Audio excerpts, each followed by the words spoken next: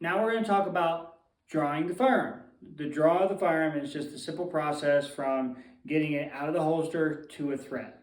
We're going to talk about use of deadly force later on in this class, but for right now, let's just say that you have an immediate threat and it's necessary for you to draw your firearm at that moment, okay?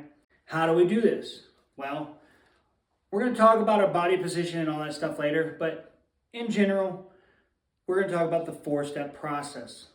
It could be 3, but basically I'm just trying to give you guys a good base to draw the firearm. I'm going to go ahead and clear the firearm. I already did, but I'm going to do it anyway. It's clear. So let's say I have somebody in front of me and now it's an immediate threat. Immediacy, okay? I'm going to first, this is number 1, this is the first position. Notice how I'm getting high up into this beaver tail with my strong hand. And I'm wrapping my fingers around the firearm. I'm getting a strong, firm grip right here. And I have my finger outside of the trigger well, and it's going to maintain that when I go to pull, right? Okay? Notice my support hand. My support hand is coming up and getting prepared to receive the firearm. Okay? So 1 is here. I'm not actually like just putting my hand on my chest just to put my hand on my chest. I'm preparing my hand to receive the firearm. So 1, you'll see why I'm doing that in a minute. 1, 2 is here. I'm literally pointing towards the threat.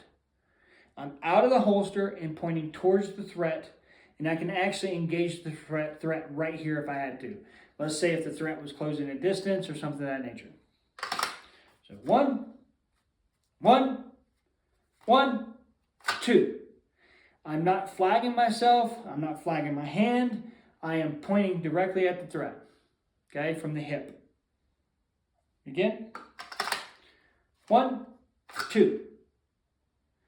From here, now I'm going to start meeting my hands together so that my support hand comes along my gun the way I need it to maximize friction. Come this way so you can see. 1, 2, and then 3. 1, 2, and then 3. Notice I'm still pointing at the threat, okay? I just went from here to here, here to here, 2 to 3. And then from there, I'm going to present all the way out to 4. That's the 4th, 4. One more time by the numbers. 1, 2, 3, and then 4. You're not going to do that all the time. It looks very robotic, right? So it needs to be a smooth, fluid motion. But you're going to have to do the robotic thing for a little while until you get used to it, okay? So what it should look like is a smooth draw to and through those numbers, right? So 1, 2, 3, 4. 1, 2, 3, 4. And when you get faster, it's going to look like 1, 4, right?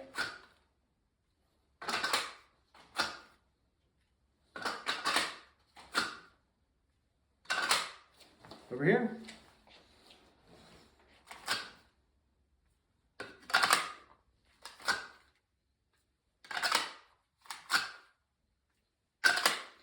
That brings me to another point. This isn't a combat zone. Whenever you go to reholster at the range, look at your holster. Whether you're concealed carry, open carry, whatever, look at your holster. Look at where it's going.